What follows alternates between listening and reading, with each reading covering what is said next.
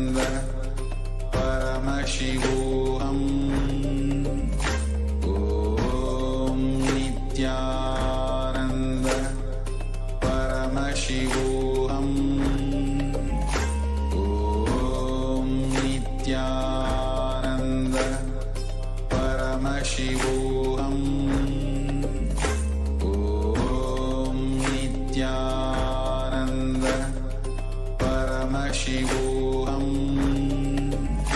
Om Nithyananda Paramashivoham Om Nithyananda Paramashivoham Om Nithyananda Paramashivoham Om Nithyananda Paramashivoham Om Nithyananda Paramashivoham Om Nithyananda. Yes, Nithyananda, and welcome to yet another powerful day of Paramashivoham Level 2. As today, we are going to receive the insights on what is reality, enlightened reality. Many times, we would have our own ideas about reality, but reality itself, what is that? What is reality? Is reality really real? In Upanishads, it is said, where even the mind stands outside the door and only hears to the faint echo, that is the zone of reality. So mind can never know the reality. Therefore, reality can never be measured in words. Lao Tzu, the originator of Tao, said the Tao, which can be expressed in words, is not the real Tao. The name which can be uttered is not its eternal name. In fact, Zen states, anything that is the truth or reality cannot be expressed in words. Anything that can be expressed in words can never be the truth or reality in totality. It can just be like a finger pointing to the moon, and the finger can never be equal to the moon. What do you know? What you know as reality is nothing but the perversion of your fantasy.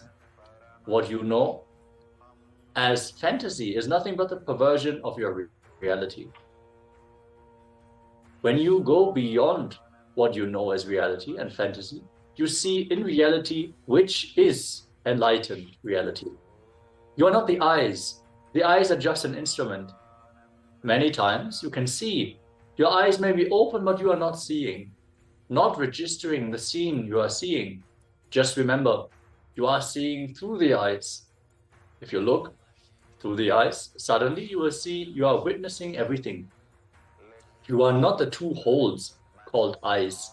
You are only seeing through the two holes called eyes.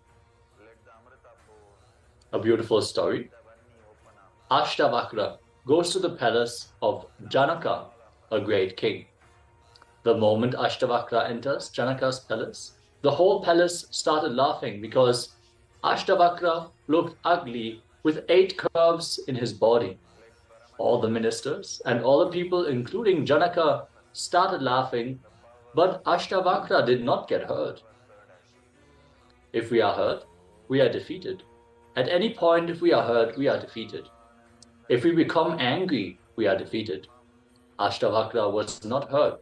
He was not disturbed. He was just completely relaxed. He says to Janaka, "Oh Janaka, I thought you were a great rishi, a sage. I thought you were a great enlightened person. You were a great yogi, accomplished spiritual person. But you are neither a yogi, nor you have any yogis around you. You have only cobblers in your court. You have only shoemakers in your court." Ashtavakra boldly says, "You have only shoemakers in your court." You need to understand this statement. It is a beautiful statement, straight away, very boldly. A 12-year-old boy, a 12-year-old handicapped boy, is talking like this to the king of the country. A handicapped 12-year-old boy, Ashtavakra, is entering into the court, and the whole court is laughing. If we were in Ashtavakra's place, we would have immediately become angry. First, our ego would have been hurt. It would have been full of anger. Next, either we would have shouted at the people who laughed, or we would have left the place, that's all. But here's a person who nobody can disrespect. Nobody can disrespect a person who lives in spontaneity. Nobody can.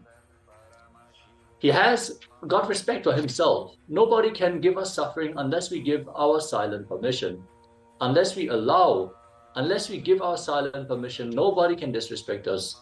Nobody can hurt us. Ashtavakra is such an integrated being, such a beautiful being. He is not allowing others to hurt him or depress him. Straight away he talks with spontaneity. You have only shoemakers. Be very clear. If we become angry, we cannot use the right words, but Ashtavakra is using the right words. Cobblers, shoemakers, etc. Janaka was shocked. Ashtavakra explains, these people are seeing only my skin, not the being. Cobblers see only the skin, not the reality.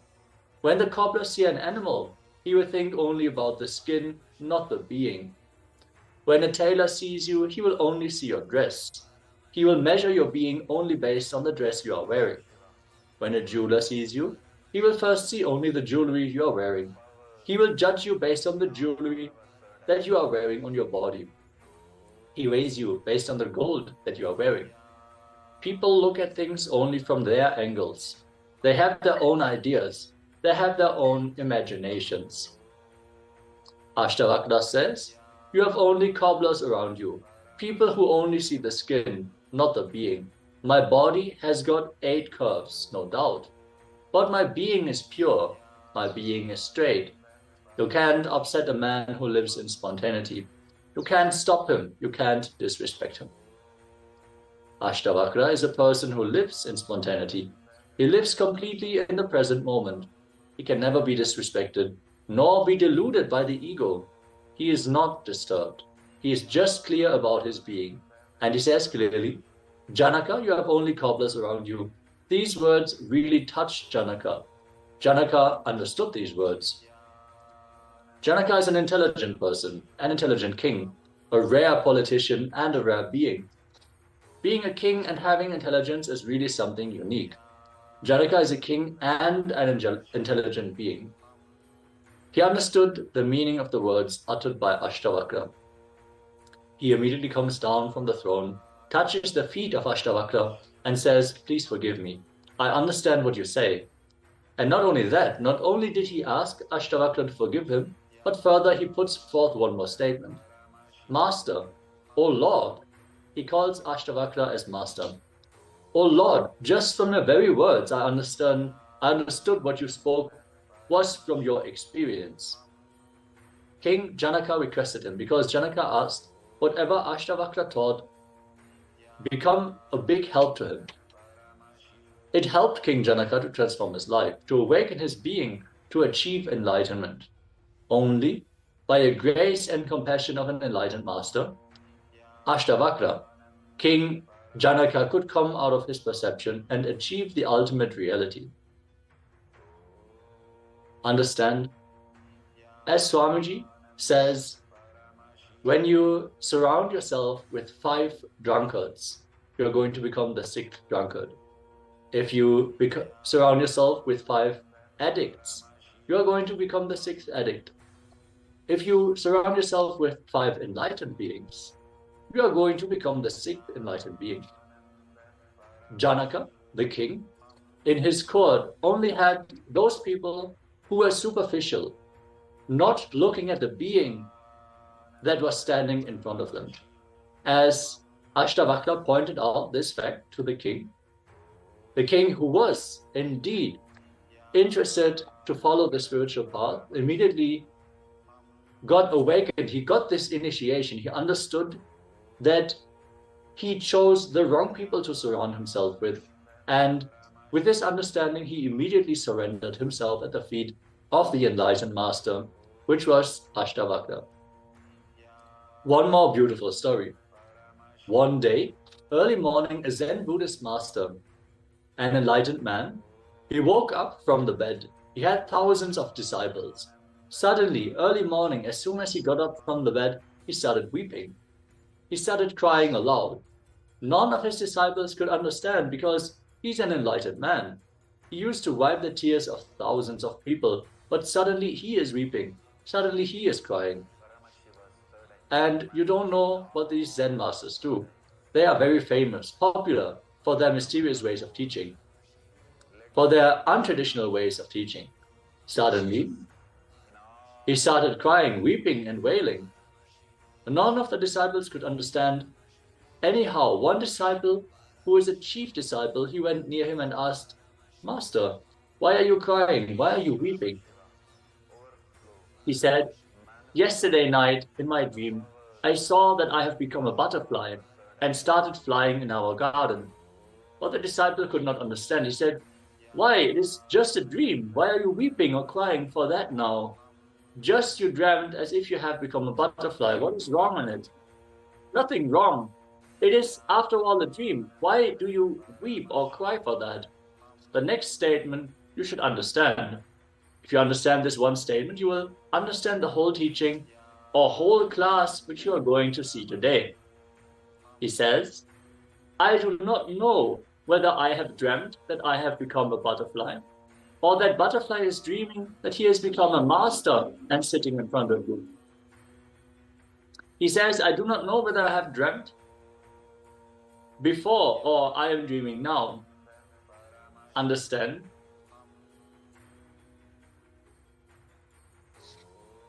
How can you solve this problem? How can you answer for this question?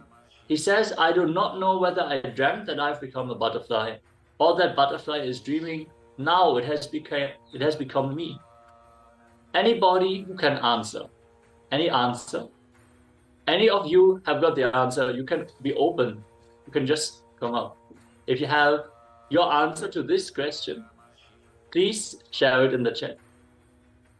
We are going to listen to the revelations from the Supreme Pontiff of Hinduism on why do we speak in the first place.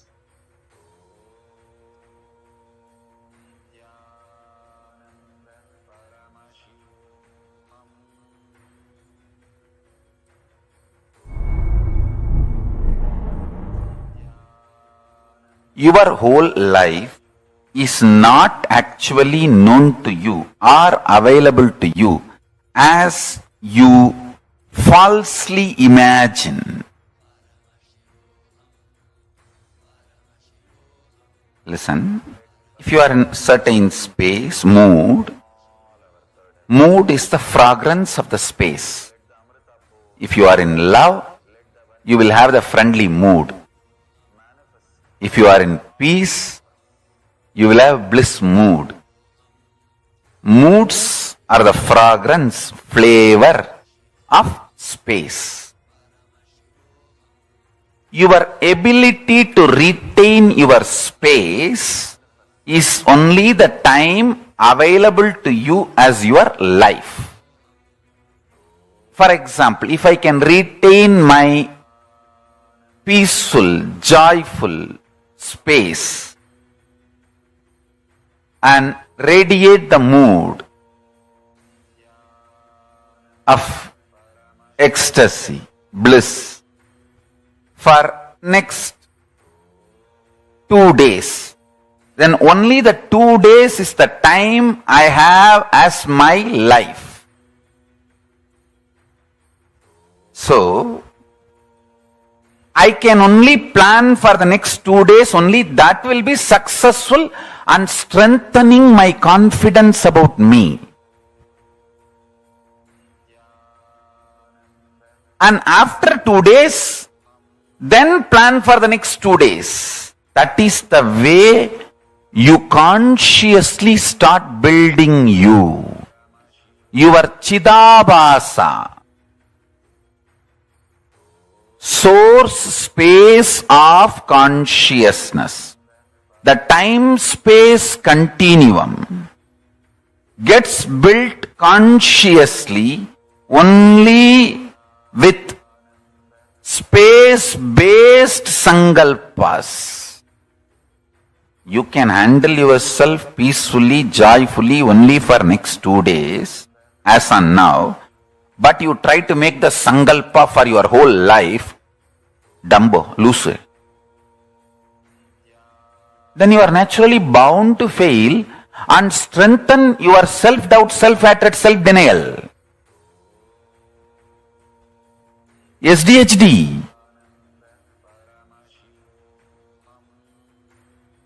So make sankalpa only for the time space available in your hand, in your life. That is first. Listen, this is first. Second, this may look too simple, but when you start practicing, you will understand how powerfully this technique works for you to be stable. Understand? The most beautiful emotion which can bring stability in your life is love. Morning when you wake up the Atma Linga which you are wearing. Mahadeva, please wake up. Morning when you take bath, Swamiji, please take bath. Pour few drop water on that linga. Always wear it. That is the best way. Pour water on your body and pour water on the linga. Swamiji, please take bath. When you eat, whatever you eat, Swamiji, please eat. When you brush, you don't need a separate brush. Nothing is wrong. I am telling you, I am your guru. To whoever I gave the Atmalinga. Maybe you don't need to put the same brush on the Atmalinga, but take little Hariteki powder and put it on. Swamiji, please brush the teeth.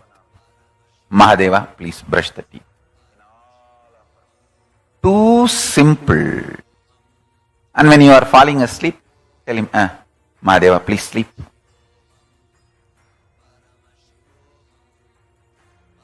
Love manifests that Chidabhasa, time-space continuum in you, sweetly and beautifully.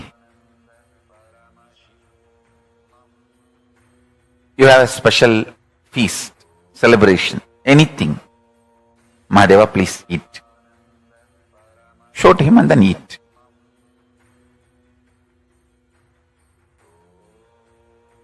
Start this. It is too simple. Time-space continuum. That Chidabhasa will explode in such high energy. When you spray perfume for you, just put little on him. Mahadeva, very good perfume. I got it yesterday. Lipstick, just put little, nothing wrong. Whatever I am enjoying, I have to give. This is what my gurus taught me. And I have enough Shastra Pramanas to prove what I am saying is right. Whatever you enjoy, offer it to him and enjoy. If you are lying on your couch, tell him, Mahadeva, just lie down. Rest, enjoy this sea beach. I tell you, he is neither outside you nor beyond your reach. He is the source of you when you generate a love, sweet relationship that makes your time-space continuum huge. Huge.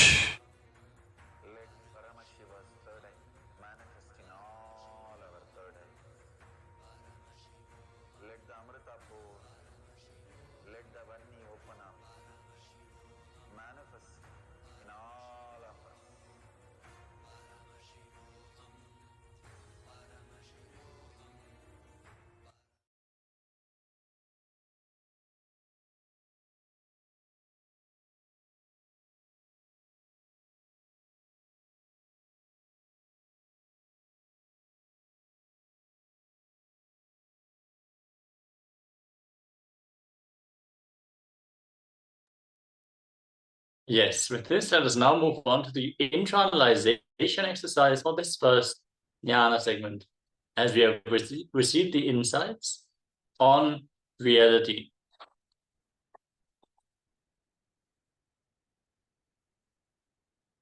Now let us dive deeper and reflect on reality, how we perceive it, and how we might follow a false trail. The essence of this session: you are not the eyes. The eyes are just an instrument. Many times you can see, your eyes may be open, but you are not seeing, not registering, you are seeing. Just remember, you are seeing through the eyes. If you look through the eyes, suddenly you will see you are witnessing everything. You are not the two holes called eyes. You are only seeing through the holes called eyes. Let us now enter into a meditation. Understand, the way to perceive reality is not through our senses, but there is a science to awaken the third eye, which enables each and everyone to perceive reality as it is. As Sanjaya was initiated into the divine side and was able to forward what was going on exactly on the Kurukshetra battlefield. Through the third eye, all the details are revealed exactly as they are. They are not perceived reality, but factual, actual, real reality. So with this meditation, we are now going to awaken the third eye and enter into this divine vision where we can see reality as it is. Let's become a witness to reality.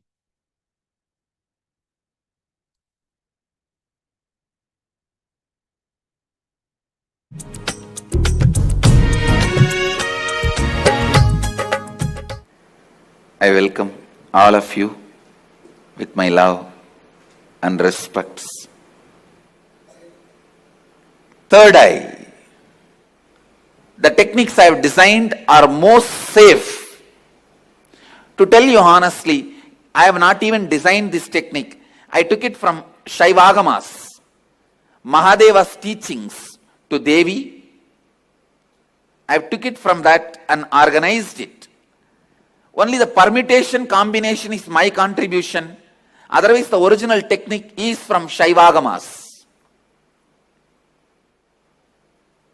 I have taken this techniques, organized it. It is time-tested, foolproof. No wrong, bad, ill side effects. The only side effect is bliss, knowledge, and enlightenment. I'll initiate all of you into that process. Listen to the technique properly. Now, this technique is a two-part.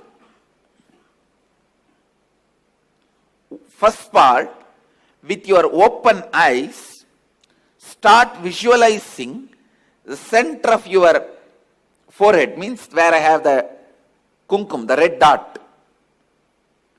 Center of that spot, in you, means your third eye is open. Your third eye is open. You are looking through the third eye. First few minutes it will be little difficult, but you will catch it within 4-5 minutes. Let your eyes be open, but look through your third eye.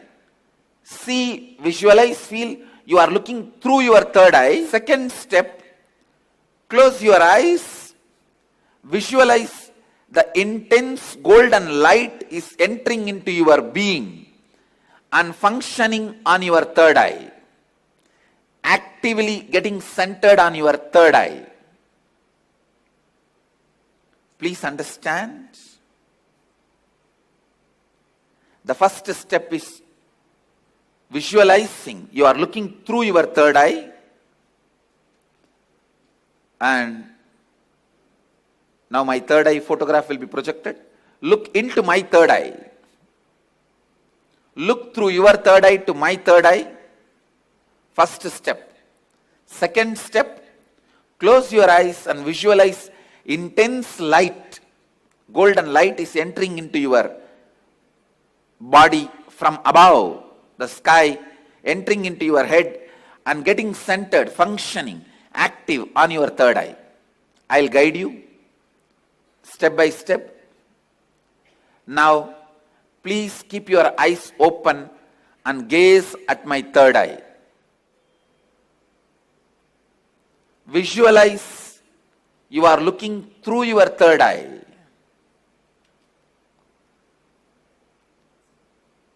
Between your eyebrows, there's a red color hole. Visualize you have a red color hole between your eyebrows and intensely look at my third eye.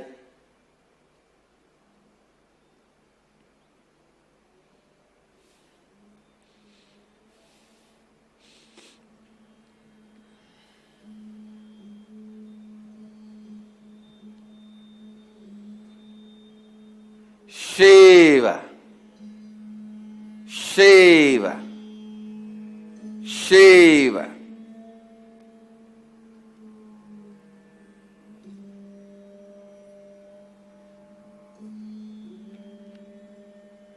Shiva. Your eyes can be open, but visualize you are looking through the third eye.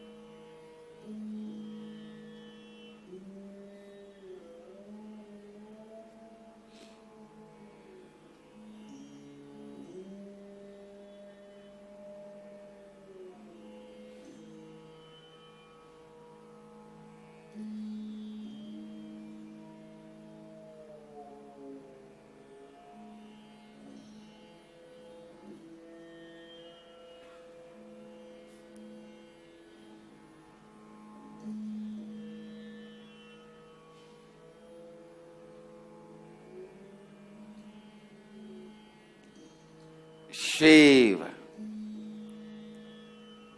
Shambhavi,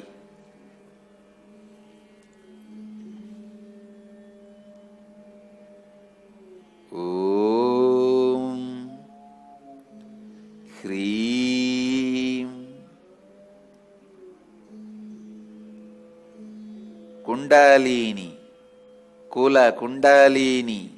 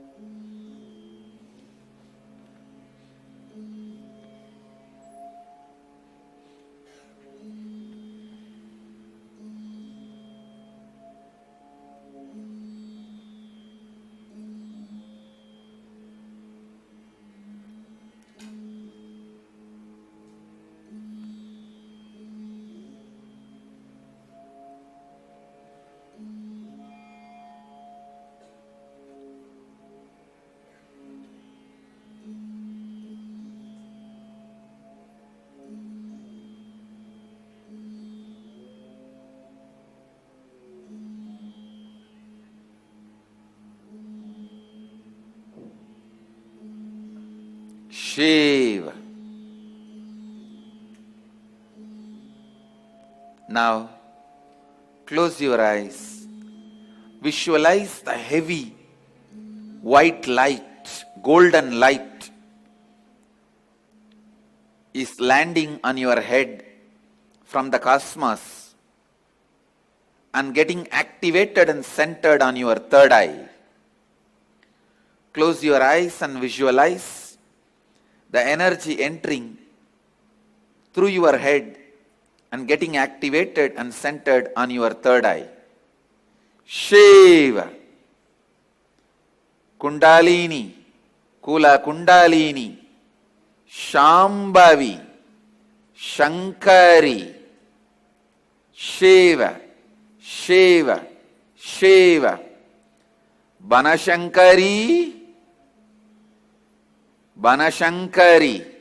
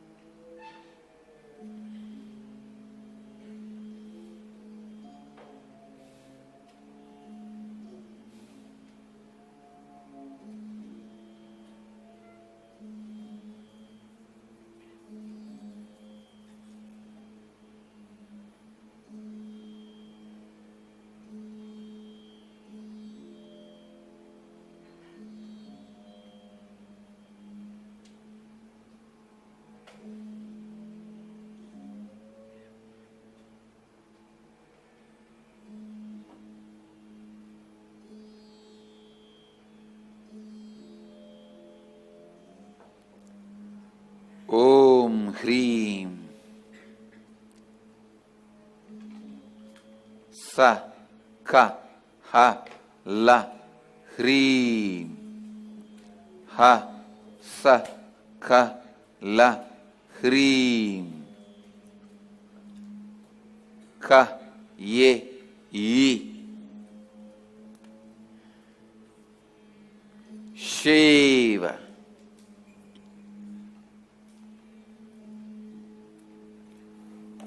Shiva.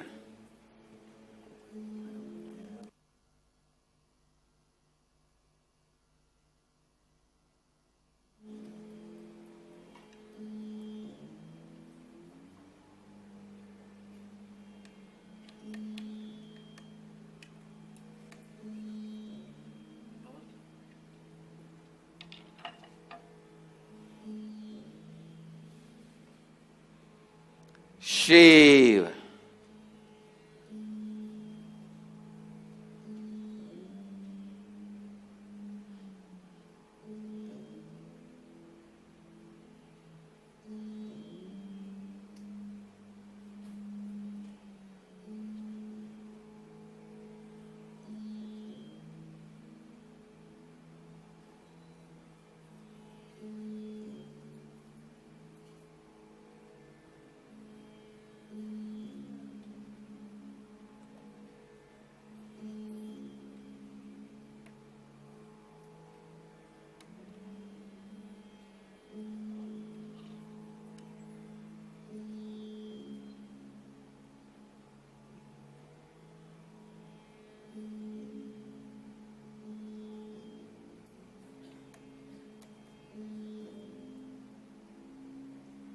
Shiva.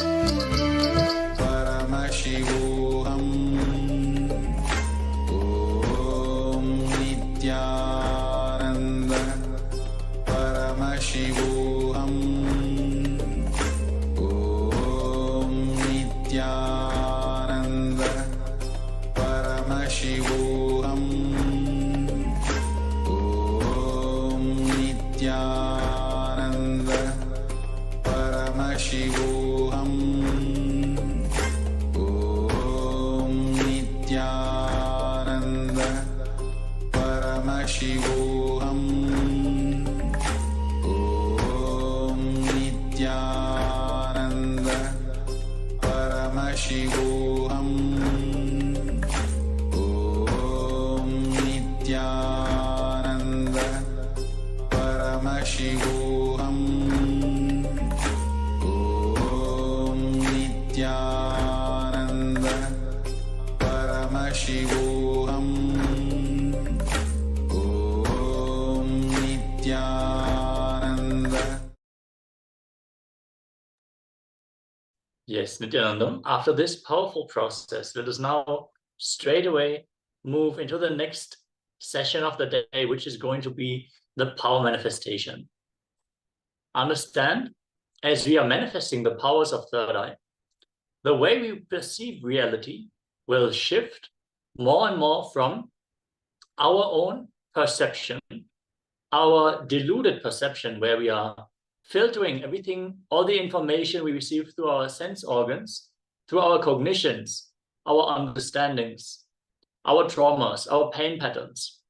See, a person might be using a specific word to describe us, and because we have a certain cognition about ourselves, the other person, or even only this word, we get offended and we get agitated.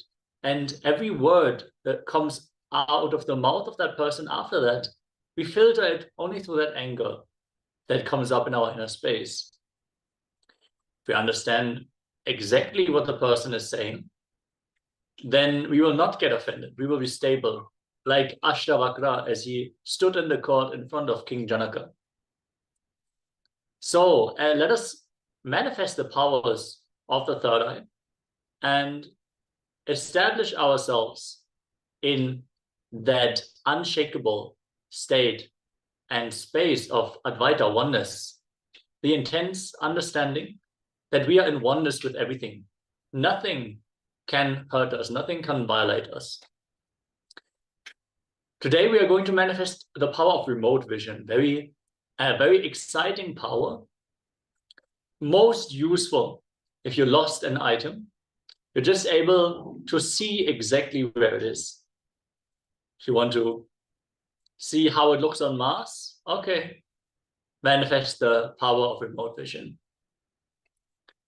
It is one of those powers which are just too good to be true, but true, like the whole science of third eye.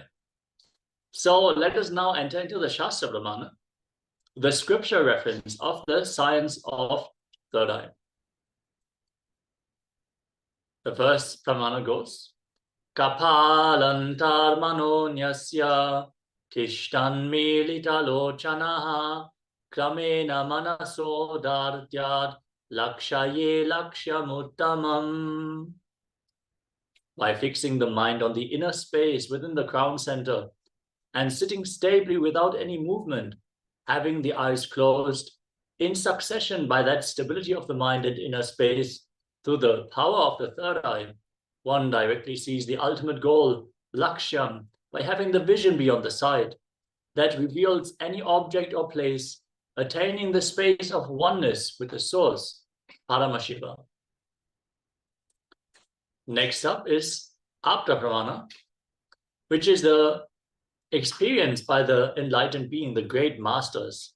In this case, it is the experience from Mahavishnu himself, as he foresees the manifestation of Kartikeya from the third eye of Paramashiva by using the third eye vision himself. Yena viryam padhet bhumau tat karishyata nishchitam tatra viryo chabhavita skandanama prabho suktaha. Sri Vishnu said, by the method of the emitting of the life-filled energy viryam from the divine third eye of Paramashiva onto the ground, from that life-filled energy, the son of Paramashiva named Skanda will be born. This is from the first chapter, the Kumara Kanda, from the Rudra Samhita, from the Shiva Mahapurana, one of the 18 Mahapuranas. Finally, we have the Atma Pramana, the personal experience from Swamiji himself, the living avatar, as he received his experience of the 360-degree vision sitting on the coral hillock called Pawarakundru in Tiruvannamalai, just in front of the Arunachala hill. This is exactly the place where Devi Parvati did the tapas and became enlightened. As he sat there and he was contemplating on the observer, who is it that is experiencing the pain? What is the source of the thought that is arising? As he was playfully sitting in a meditative mood, all of a sudden something opened up in him. It was not a gradual step-by-step process. No, it was an opening. He felt he was sucked in, and all of a sudden everything opened up, and he was able to see 360 degrees this side and this side while he was having his eyes closed. It was not even seeing, it was experiencing, like we can experience ourselves in our own skin.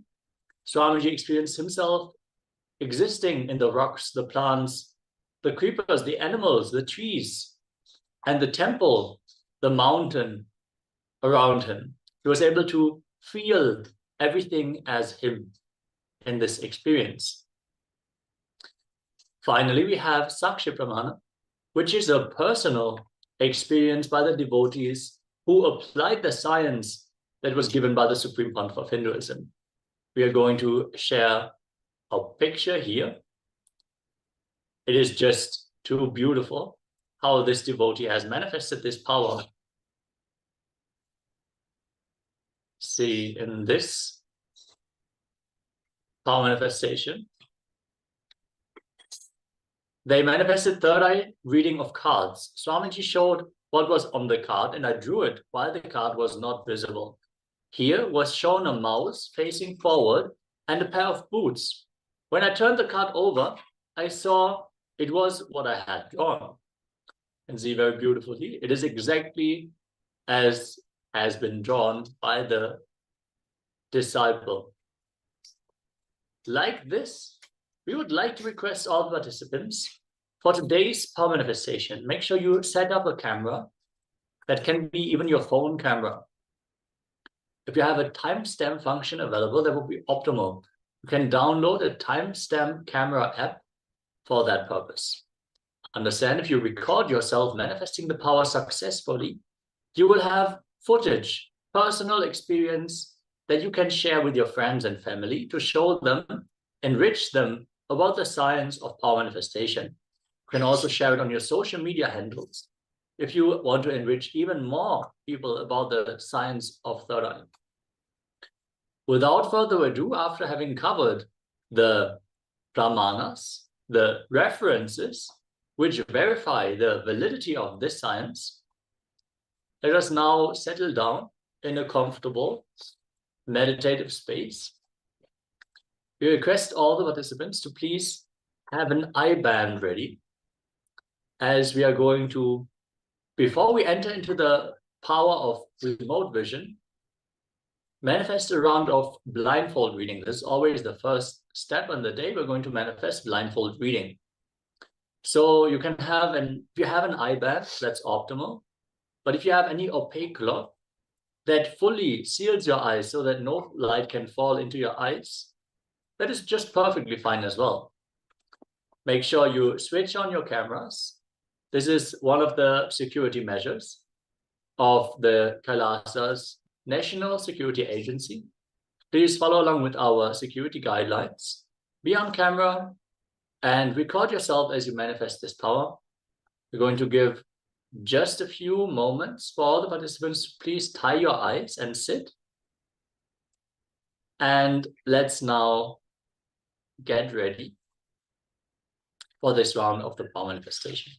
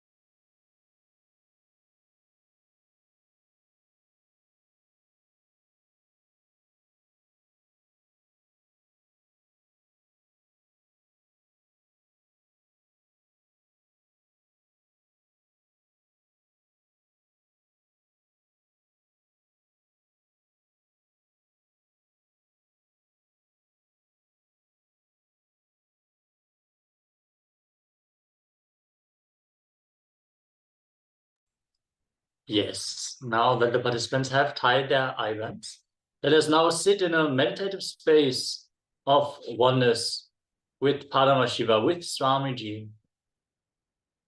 Visualize Swamiji in your third eye. Sweetly remember his smile and just sit in that oneness and unclutch from anything that shows up in your inner space as you chant the Mahavakya. Om Nithyananda Paramashivoham. Om Nithyananda Paramashivoham. Om Nithyananda Paramashivoham. Keep vibrating with the Mahavakya as we are now going to project an image on the screen. Receive the image. Be in a receptive space of oneness. Manifesting all our third eye. Let the Amrita pour. Let the Vani open up. Manifest in all of us.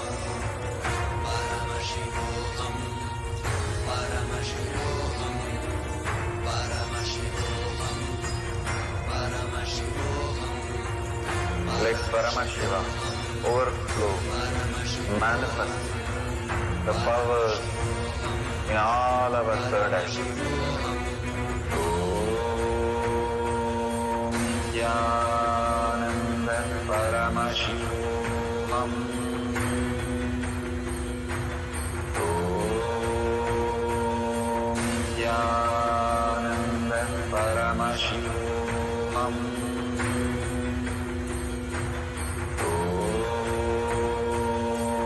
Nithyananda Paramashivoham. Om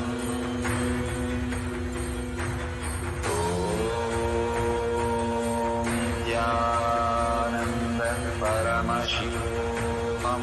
Nithyananda Paramashivoham. Nithyananda Paramashivoham. Om Nithyananda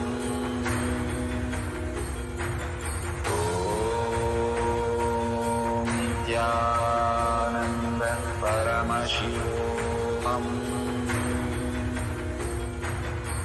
Paramashivoham. Nithyananda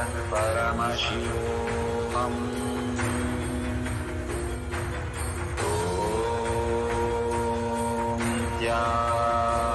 Nithyananda Paramashivoham. Om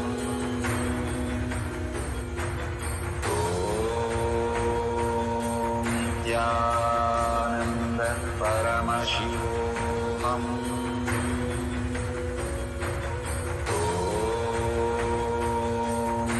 Nithyananda Paramashivoham. Om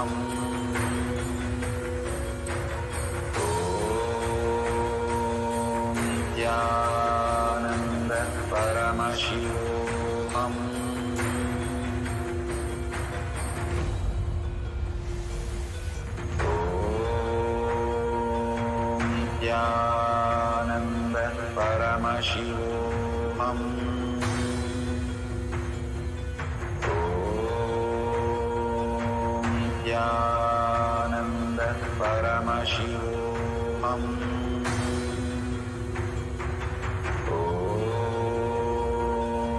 Om Nithyananda Paramashivoham.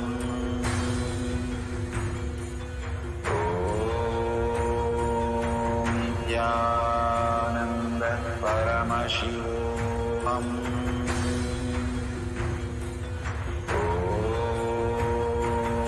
Nithyananda Paramashivoham. Om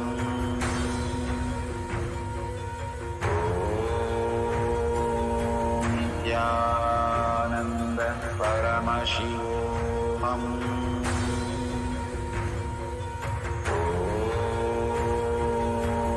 Nithyananda Paramashivoham.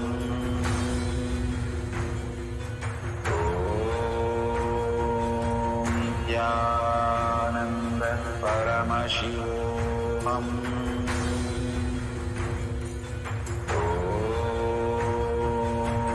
Nithyananda Paramashivoham.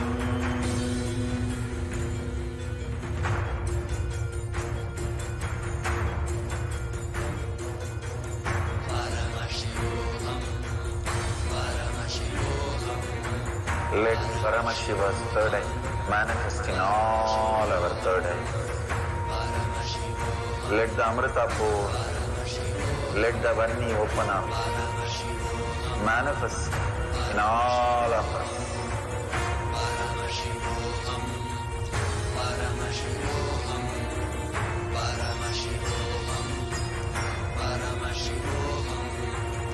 Let Paramashiva overflow, manifest the powers in all our third eye.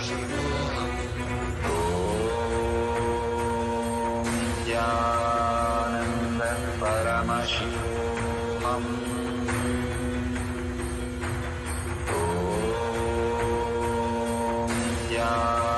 Nithyananda Paramashivoham.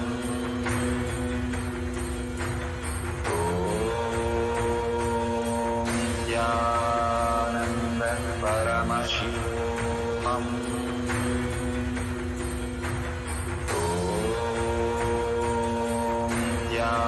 Nithyananda Paramashivoham. Om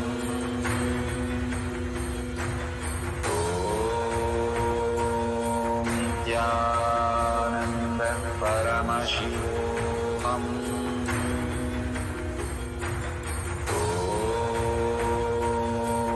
Nithyananda Paramashivoham.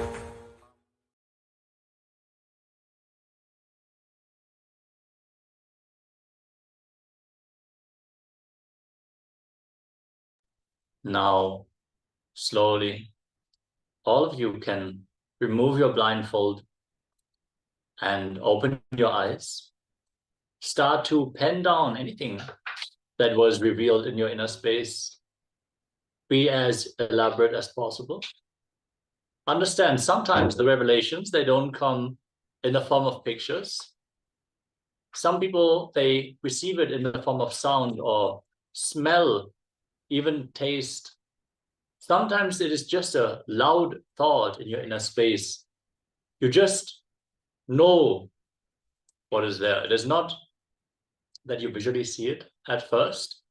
There are different stages which can develop, and the way the third eye reveals is always to make us understand what it is. So sometimes we need a different way to receive the understanding. So let us now just pen down anything that was revealed. And I request all the Zoom participants to please share the revelations here in the Zoom chat as well. Let us now take a few moments, and then we are going to enter into the verification.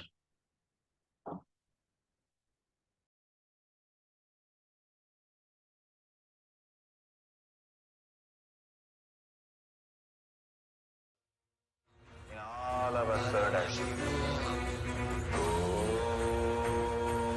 Om Nithyananda Paramashivoham. Om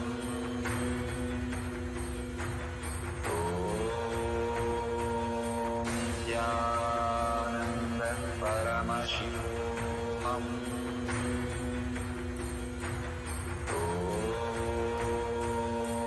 Nithyananda Paramashivoham. Om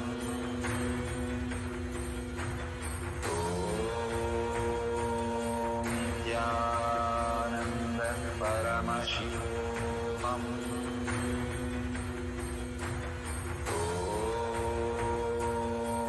Nithyananda Paramashivoham. Om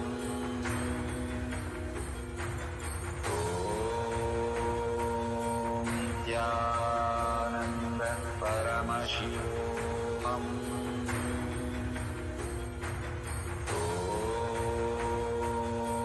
Nithyananda Paramashivoham. Om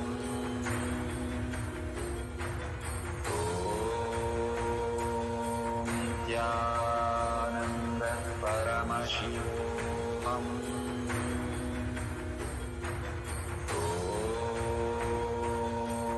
Nithyananda Paramashivoham. Om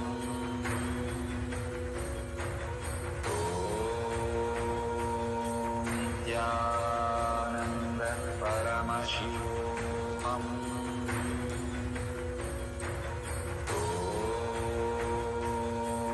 Nithyananda Paramashivoham. Om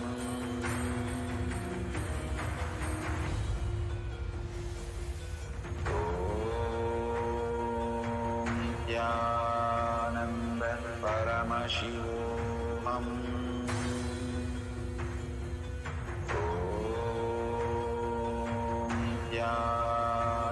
Nithyananda Paramashivoham. Om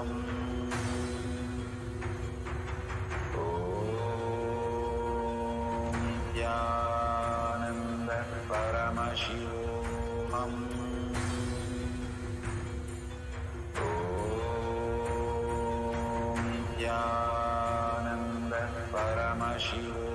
Om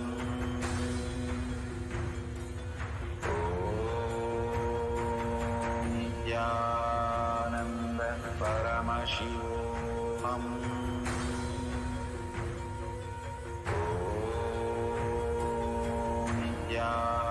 Nithyananda Paramashivoham. Om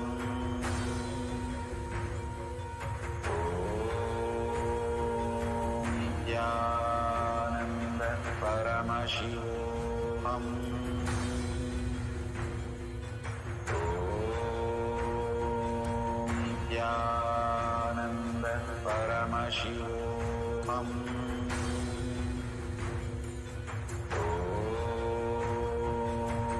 Nithyananda Paramashivoham.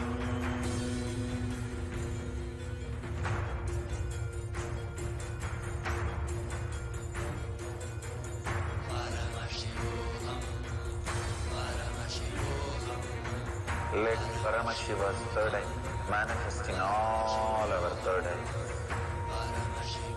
Let the Amrita pour, let the Varni open up, manifest in all of us.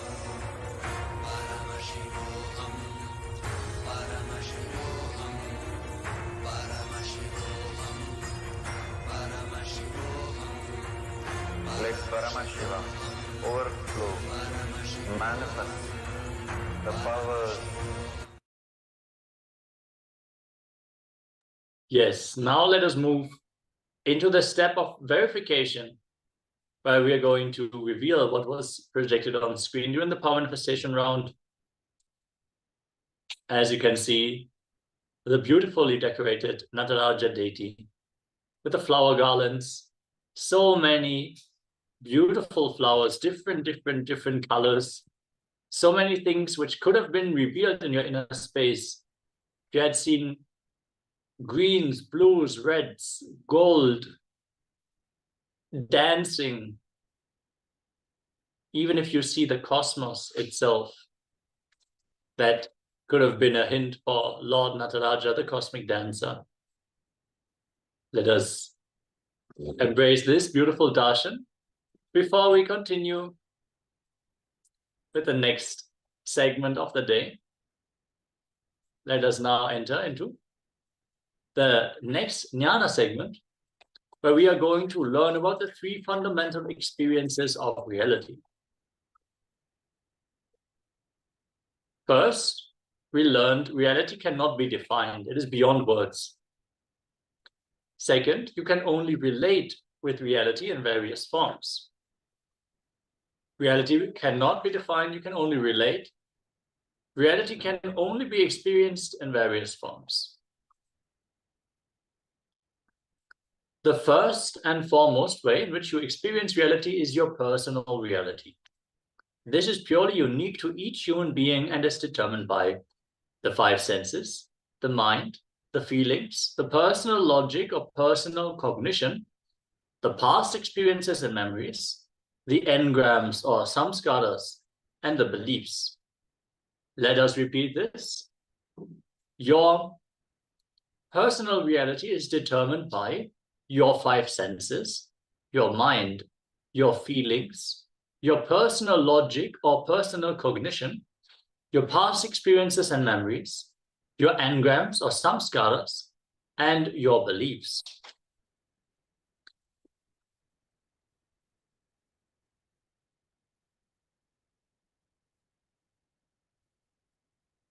These can also be described as your knowledge, your intuition, your gut feelings, your thoughts, your emotions, your moods, your intuition, your hunches.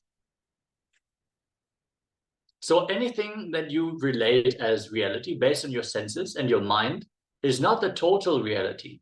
Reality can never be perceived in totality by the senses. Mind can never show you the truth completely. Every perception, every concept, every idea of your mind is established in duality and hence cannot be the basis on which you can grasp reality fully. For example, you say you are overweight. Don't say you are overweight. Just say that you are 70 kg weight. There is a huge difference between being overweight and having 70 kg of body weight. Here, overweight is the lens through which you view yourself and believe as real. The idea of being too heavy, too fat, not slim enough, all these are relative perceptions and they carry so much of incompletion with them. What is the factual reality? You are 70 kg of weight. What is your reality is that you are overweight, that you are not good the way you are. In enlightened reality, there is no space for fantasy reality, reality-based fantasy, fantasy-based reality. Fantasy-based reality is deities. Reality-based fantasy is theme parks. Reality-based reality is enlightened reality. Fantasy-based fantasy is your dreams. The reality-based reality awakens in you when you understand neither reality-based fantasies and fantasy-based realities and reality does not lead you to reality. The reality, fantasy, fantasy, reality fantasy is all finally your reality fantasy, leading you from fantasy reality to reality fantasy. Finally, only when you drop everything, the reality expresses itself beyond reality. There was a lot of words that are repeating, but let us understand the depth of this revelation. So many times we are projecting our reality based of our fantasy, or we are creating our fantasy based on what we experience. Sometimes we build our fantasy even based on what is actually reality. But ultimately, we need to go beyond all these concepts to experience the real reality. When we withdraw from the senses, when we drop all our ideas, our cravings, our desires, when we go beyond all these concepts, only then the reality can even open up in us. Let us now receive the words from Swamiji himself as we learn about the reality of reality. From Vizag, who's asking, Dear Swamiji, is there such a thing as objective reality, or is the world nothing but a reflection of my perceptions? Can you also give me some signs to distinguish between reality and fantasy? Nidhi, first thing you need to know, whatever you understand as reality, the dimensions like a size, shape, quality, your association of good and bad with it, all that, even one quality does not exist in objective reality. Please understand. If you think this is wall, this is not wall. whatever you understand, why this wall, what this wall does, how it looks, what it is, who built, is it good for me, bad for me, all concepts you have about the wall is not there actually on the wall. So in a way I can say there is no such thing as objective reality and there is something called objective reality.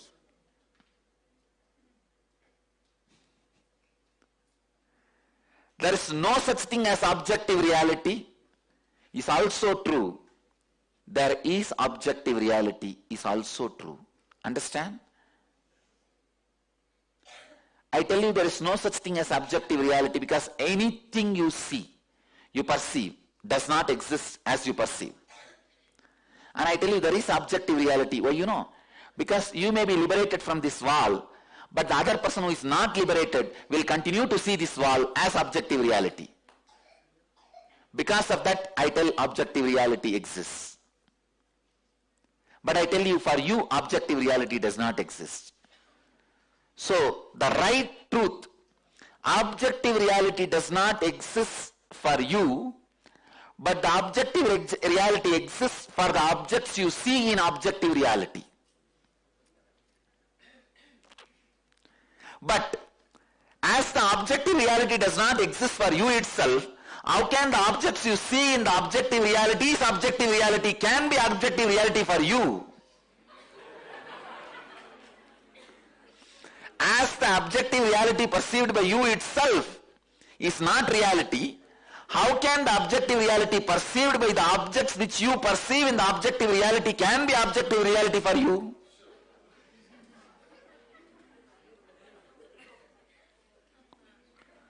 Listen to the statement again. As the objective reality which you perceive itself is not an objective reality for you, then how can the objects you perceive in the objective reality can have the objective reality which you perceive as the objective reality which is not an objective reality?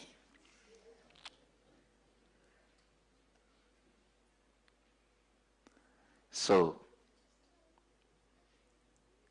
what you know as reality is nothing but the perversion of your fantasy.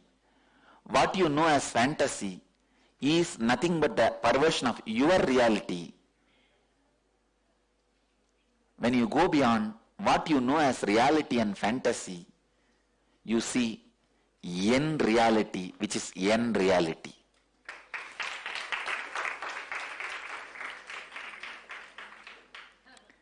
In enlightened reality, there is no space for fantasy, reality, reality-based fantasy, fantasy-based reality.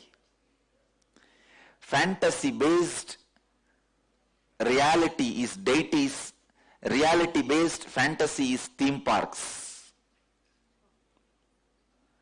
Reality-based reality is enlightened reality, fantasy-based fantasy is your dreams.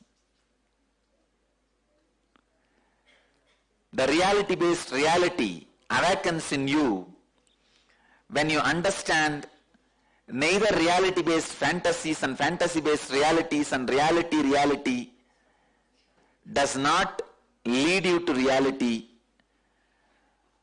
The reality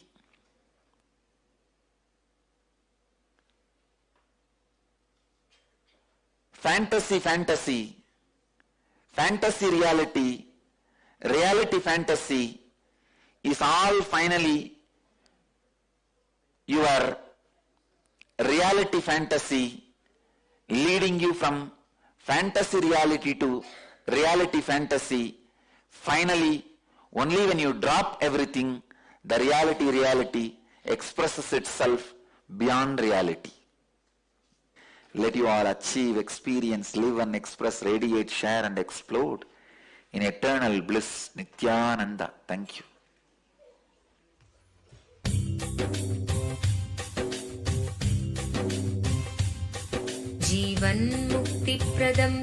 Paramahamsa Nithyananda, a rare living incarnation, is named among the world's 100 most spiritually influential personalities today. Paramahamsa Nithyananda has been placed alongside Dalai Lama, Nelson Mandela, Oprah Winfrey, Paulo Coelho and others by Mind, Body, Spirit, the world's top esoteric magazine from Watkins, London's oldest and largest bookstore. A yogi by birth, he has been expressing his power of enlightenment since birth. He has authored more than 500 books in Tamil and English. Translations of these books are available in 26 languages in Telugu, Kannada, Malayalam, Hindi, Sanskrit, Gujarati, Oriya, Bengali, Marathi, French, Malay, Polish, Portuguese, Italian, German, Danish, Spanish, Russian and Chinese. He is also an exemplary speaker with over 10,000 hours of profound life solutions through his discourses. Social services such as Annadan, free medical care, free educational services with ashrams, schools, temples, hospitals established in more than 140 places around the world, offering exceptional services. A powerful spiritual healer who has healed millions of people of diseases from migraine to cancer. A Kriya Yogi who has formulated Kriyas for physical health and mental well-being, benefiting thousands. A living master who offers practical solutions for our everyday problems. He is the founder and spiritual head of Nithyananda Dhyanapeetham, a spiritual powerhouse who has revived the sacred Vedic tradition by establishing Vedic temples in places like Los Angeles, San Jose, Seattle, Toronto, Ohio, Oklahoma, Phoenix, St. Louis, Malaysia, Brazil, Paris, Guadeloupe, Dallas, New York, New Jersey, Atlanta, Calgary, Vancouver, Singapore, and places in India like Bengaluru, Hyderabad, Tiruvannamalai. A spiritual guru for 10 million followers, an incarnation who transmits the highest spiritual energy through initiation, a contemporary yogi who has revived the Vedic science of yoga worldwide through thousands of yoga centers, an adept in Ashtamahasiddhis, mystical yogic powers, who has effortlessly awakened the Kundalini of thousands and graced them with spiritual powers, a dynamic young guru who is an inspiration for thousands of youngsters. India's most watched spiritual guru online, a beacon of spiritual light who has triumphed over the forces of religious terrorism and political persecution. Paramahamsa Nithyananda is an eternal Kalpataru, blessing the world with the boons of material abundance and spiritual enlightenment.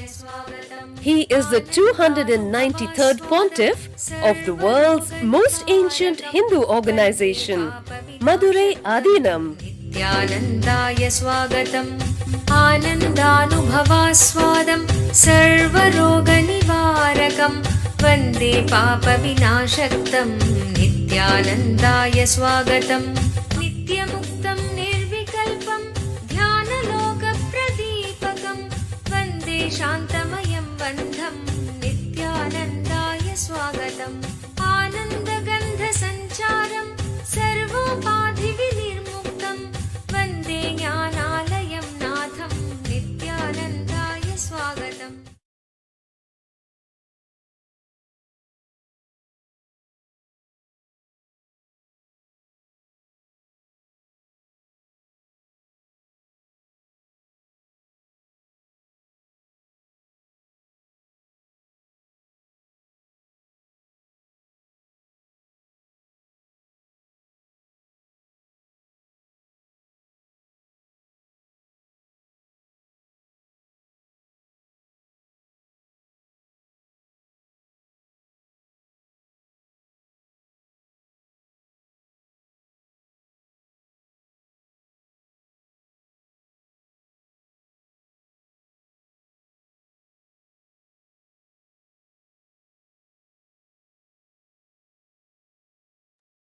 Yes, Nithyananda. Let us now receive even more deeper insights into the fundamentals of reality, as we are going to watch another clip by the Supreme Pontiff of Hinduism, where we understand that knowing the reality, we experience the reality, we become that, we become the reality. Knowing the cosmos, you become the cosmos.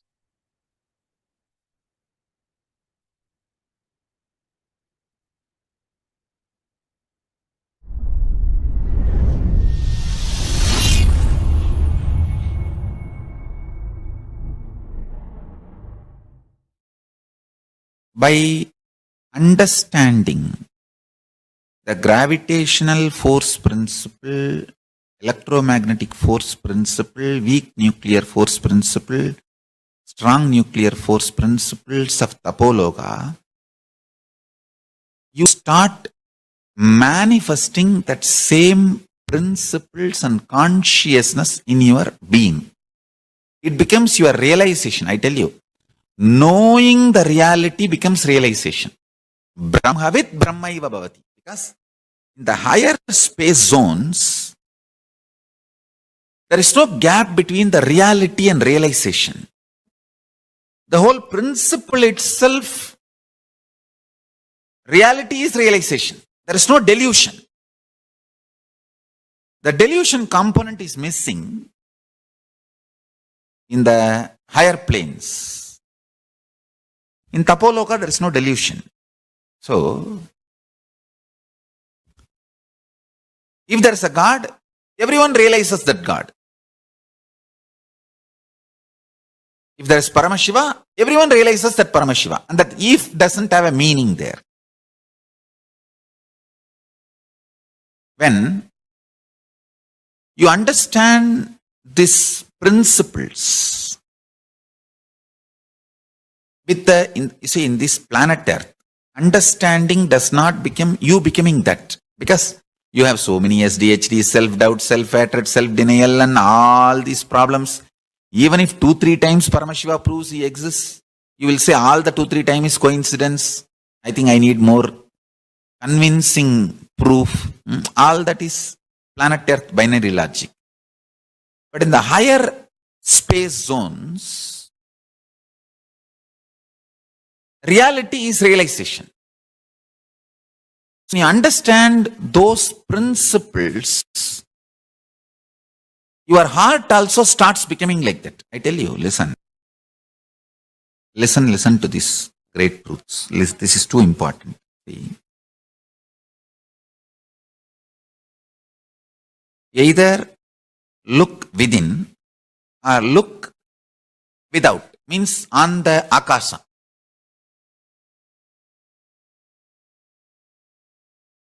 In the night time, try this, the little summer night time, so that you don't feel cold. Or you don't even need to come out of your home, even sitting inside the home, the window. You can do this. Especially if you have a vast mountain view or ocean view. Just sit, look intensely through the outside. You know that Kailasa exists, the Dvatashanta, Shri Kailasa, Paramashiva's space exists. By intensely looking externally into that space, Mahakasha, or intensely looking inside, Chidakasha, either Chidambara, Chidakasha, or Mahakasha, in both ways, it's actually not both place, it is both ways. You will find Dvatashanta, the Paramashiva's residing space. Either looking intensely into Chidambara, inside. If you have a very sweet love for yourself, looking inside will be easy. See, all your thoughts are because you are beating yourself. If you have a deep love for yourself, you can sit peacefully inside you and deeply look. Either look in or look out. But both deeply with this understanding. Whatever is there in Kailasa, if I even understand that principle, that will become my realization. Only in planet Earth, understanding and realization has a gap called delusion. But in Sri Kailasa or Chidambara, in both level, there is no difference between reality and realization, information and enlightenment. Listen carefully. Because of delusion, the information does not become enlightenment. Information becomes enlightenment only when there is no delusion. So do not need to have, you don't need to have delusion which stops information becoming enlightenment. In that space, the higher space zone, because there is no delusion, the information becomes enlightenment just even if you are informed. With this understanding, if you look out into the Mahakasha, Mahakasha is the space you can see with your intense eyes. If you look at the stars and try to look beyond stars, the eye which is using your EYE eye, which is using your EYE eye, is capable of penetrating beyond the stars and see the Mahakasha. You need to know that. I don't care about the trolls. Trolls can troll about it. But I am telling you, all my disciples understand the I. Your existence, which is using this I, EYE I, can penetrate the Mahakasha and see Dvatashanta, the Paramashiva's residence, residing place. We are capable. And Paramashiva has given that capacity to us. And see, we are hardwired to have Paramashiva's darshan. Paramashiva is not a sadist guy, that he did not equip you or he did not give you enough tools and he is only giving you the desire to have his darshan. No. He gave all the tools, all the equipments, everything needed for us to have his darshan. Then he is giving the desire to have his darshan, and then he is giving the knowledge to have his darshan, and then he is giving initiation to have his darshan, then he is giving inspiration to have his darshan, then he is giving enlightenment itself to have his darshan. Understand? So he is not sadist. He is extremely loving being.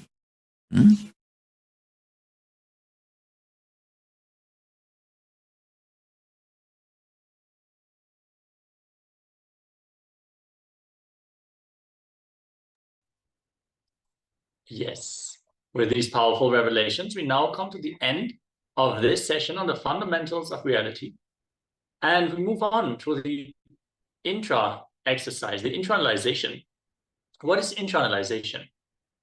When we receive information, it is only stored in our length dimension. It is only intellectual knowledge, which we can repeat based on how well we listened.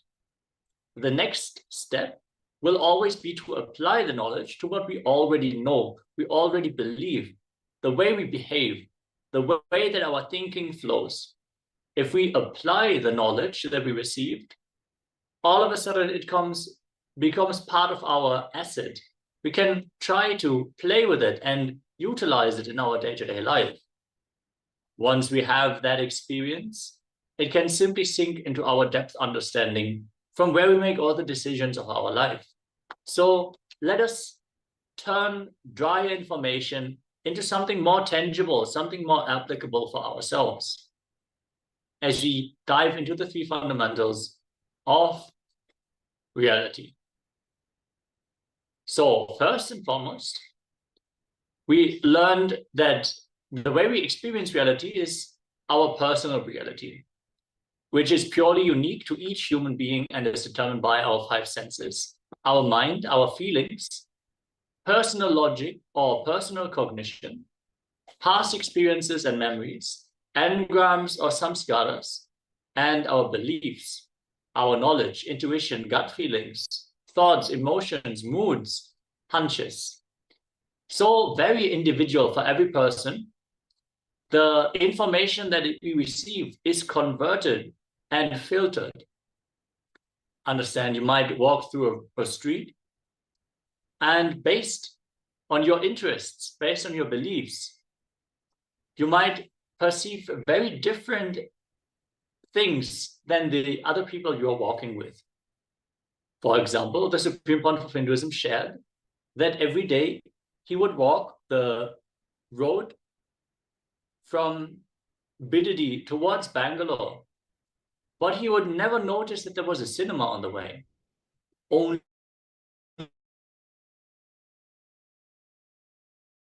once one person pointed out that there was a cinema. First, he couldn't believe that there was a cinema because but then the next time he walked, he realized, yeah, there is a cinema, which he has never noticed because his interest was never in cinema.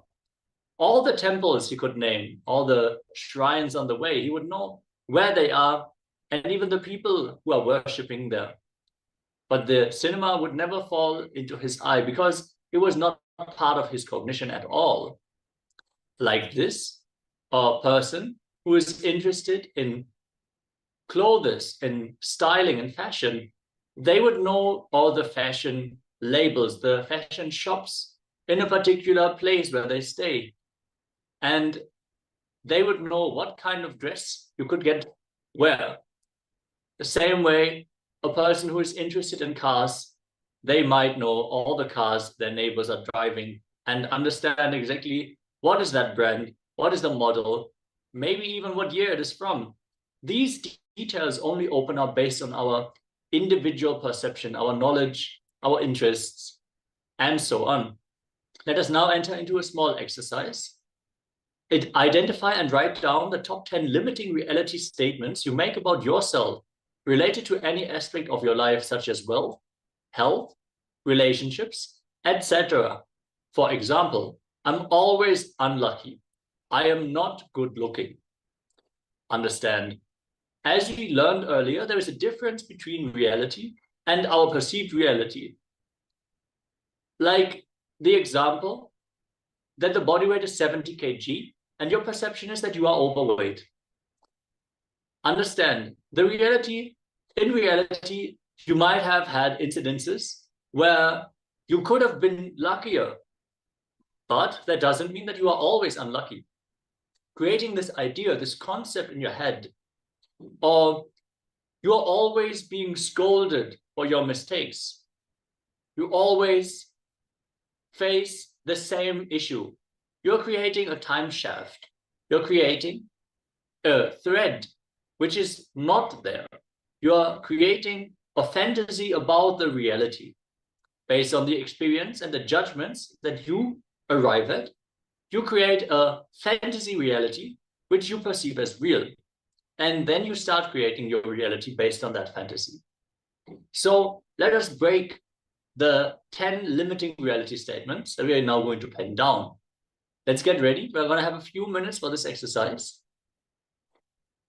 Everyone, please get your pen and paper and start penning down.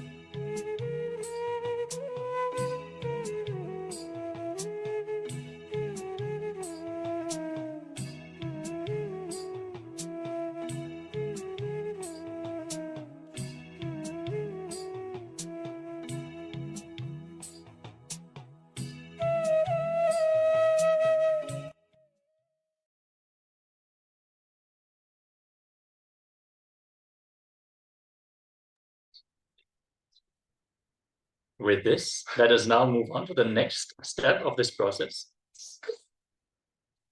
Identify and write down the top 10 limiting reality statements you make about the people close to you in your life. Let us take a few moments.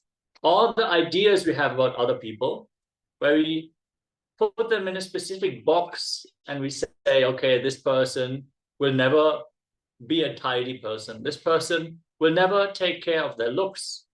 This person will never be a support in my work. This person will only make problems. This person cannot sit still. So many ideas we carry about other people where we just project our perceptive reality on the people based on our experiences, maybe, but we close the space of possibility for that person. As Swamiji said, living in the space of possibility is the space of Paramashiva. As we coexist in different bodies, let us now enter into this exercise and open the space of possibility again for the people who are important in our lives.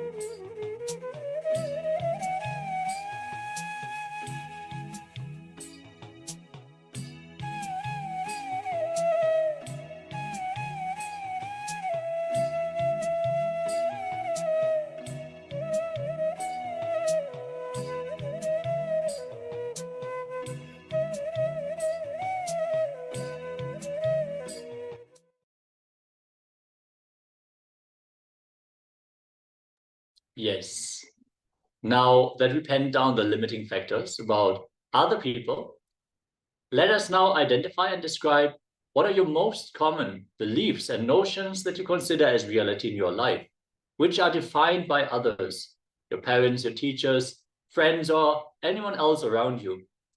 For example, I have to hide my valuable items to be sure that they're not getting stolen.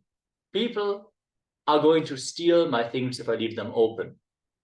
So many ideas that we carry based on how we have been brought up, how our parents might have experienced life. Don't talk to strangers. And so in so many ways, we might have built certain ideas about reality. Let us now pen those down.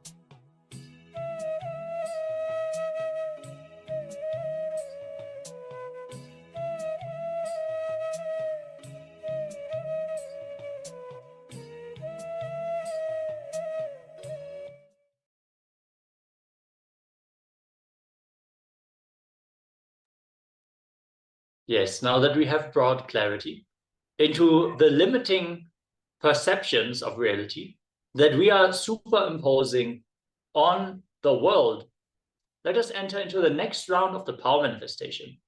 Just before, we have manifested the power of blindfold reading, which we are always using as an opener for the power manifestation of the day. Let us now get ready for the next round, where we are actually going to manifest the power of remote vision. First, let us enter into the Shastra Pramana.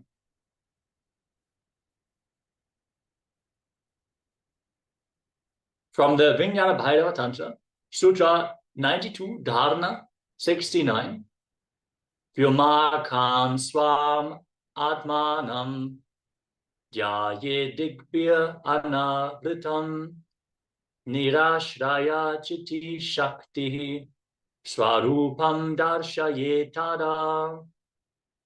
Concentrate and cognize with restful awareness on oneself in the form of a vast etheric space or sky, Vyomakara, which is limitless in any direction whatsoever.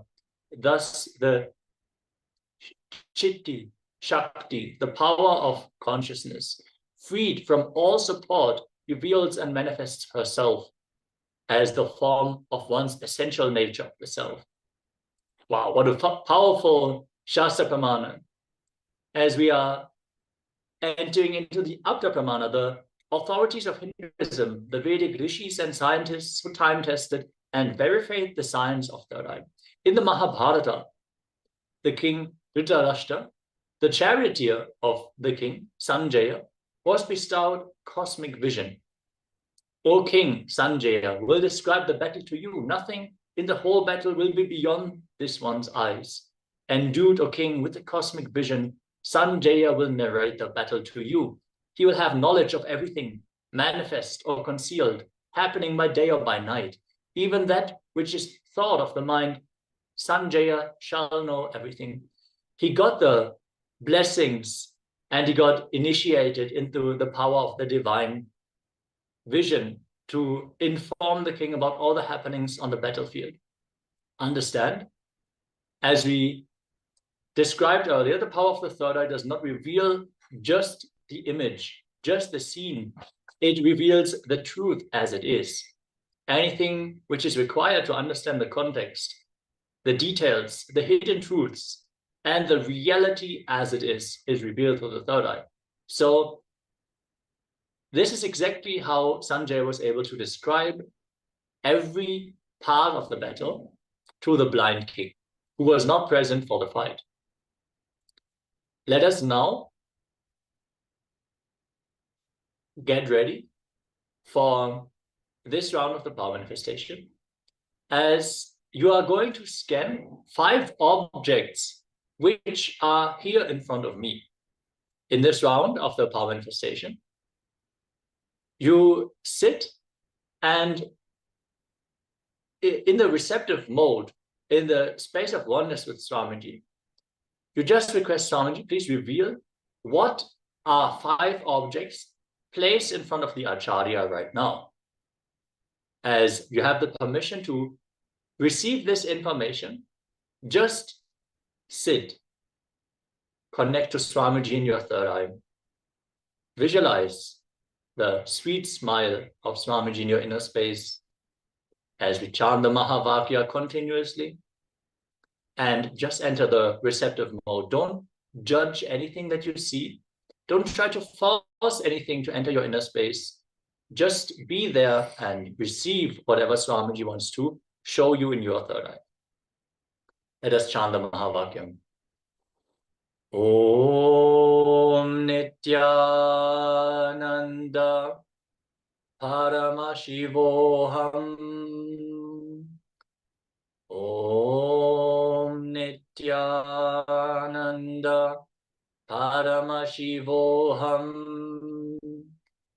Om Nithyananda Paramashivoham.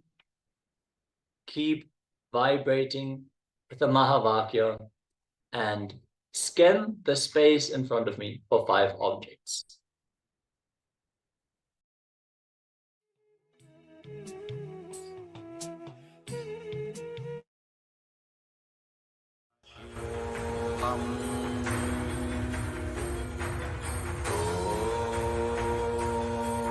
Nithyananda Paramashivoham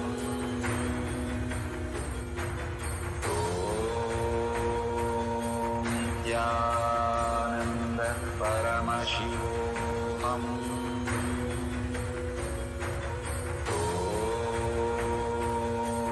Nithyananda Paramashivoham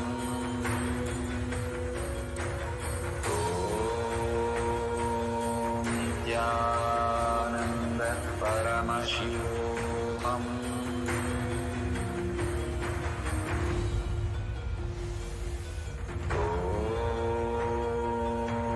Nithyananda Paramashivoham Nithyananda Paramashivoham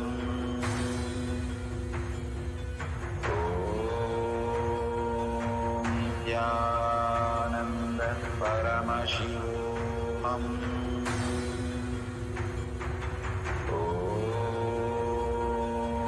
Nithyananda Paramashivoham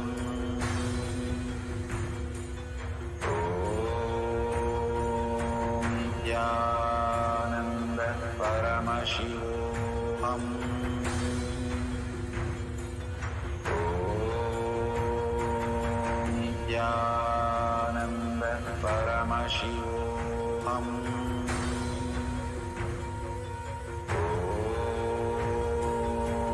Nithyananda Paramashivoham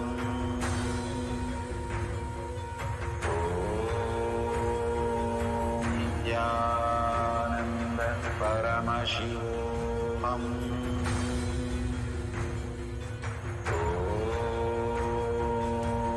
Nithyananda Paramashivoham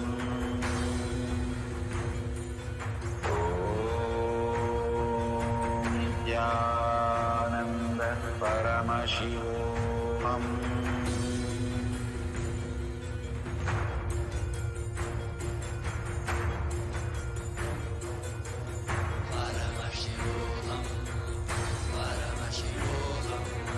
Let Paramashiva's third eye manifest in all our third eyes. Let the Amrita pour, let the Vanni open up, manifest in all of us.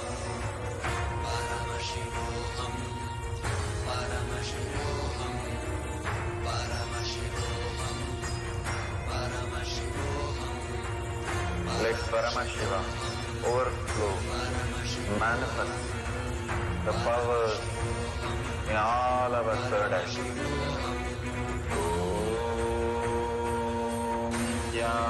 Nithyananda Paramashivoham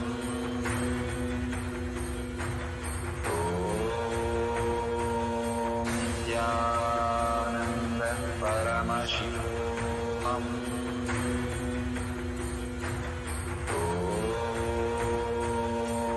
Nithyananda Paramashivoham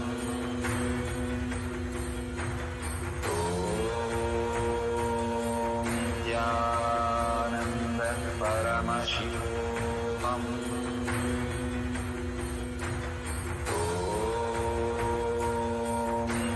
Nithyananda Paramashivoham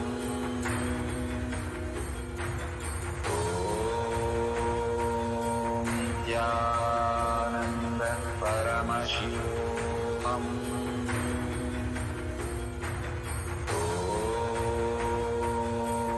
Nithyananda Paramashivoham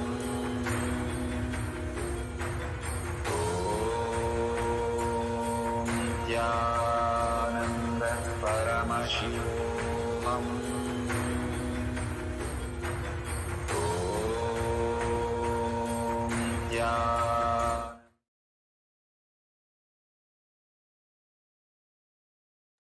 Yes. We request all the participants, please let us know in the chat what was revealed in your inner space. Let us take a few moments for the verification step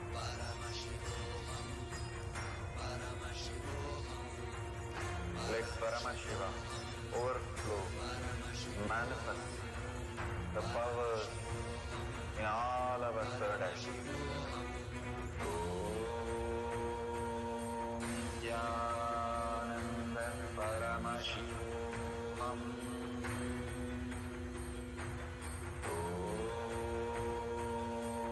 Nithyananda Paramashivoham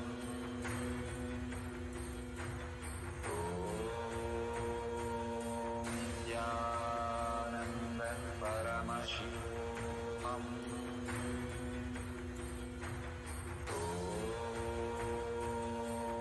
Nithyananda Paramashivoham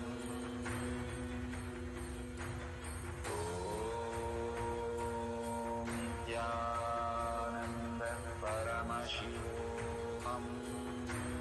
Nithyananda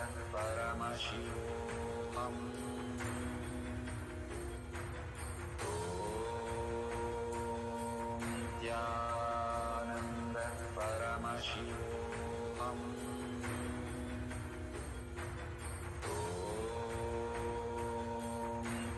Nithyananda Paramashivoham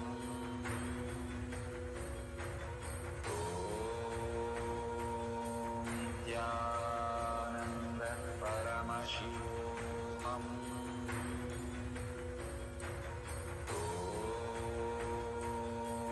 Nithyananda Paramashivoham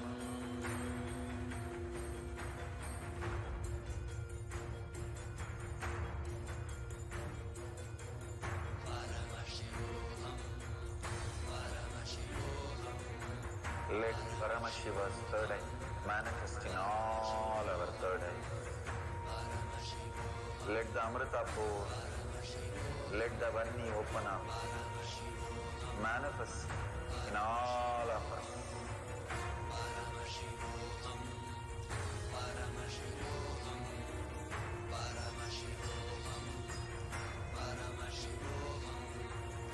Let Paramashiva overflow, manifest the powers in all our third eye. Nithyananda Paramashivoham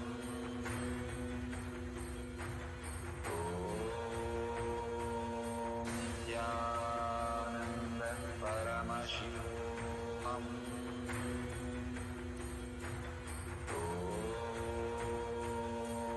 Nithyananda Paramashivoham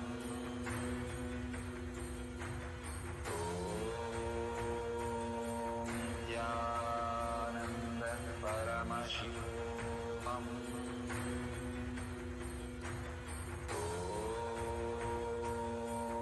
Nithyananda Paramashivoham. Yes, with this, we come to the conclusion of the power manifestation session. Objects which you could have seen in front of me are a fan, an electric fan, a battery, a remote control, and a cup and a flower vase. Those would have been 5 possible objects you could have seen. If you have seen any of these objects in your inner space, applaud yourself. If you want to join any of the other power manifestation sessions and join the immediate feedback, you can enter the Zoom room by registering for Paramashivoham through e-citizens at Kailasa. Just go to Google and search for Kailasa e-citizen. You will be able to sign up for the e-citizenship and join any of our programs. With this, let us now conclude this round of the power manifestation and get ready for the next Acharya to join us. Thank you all so much for joining and participating.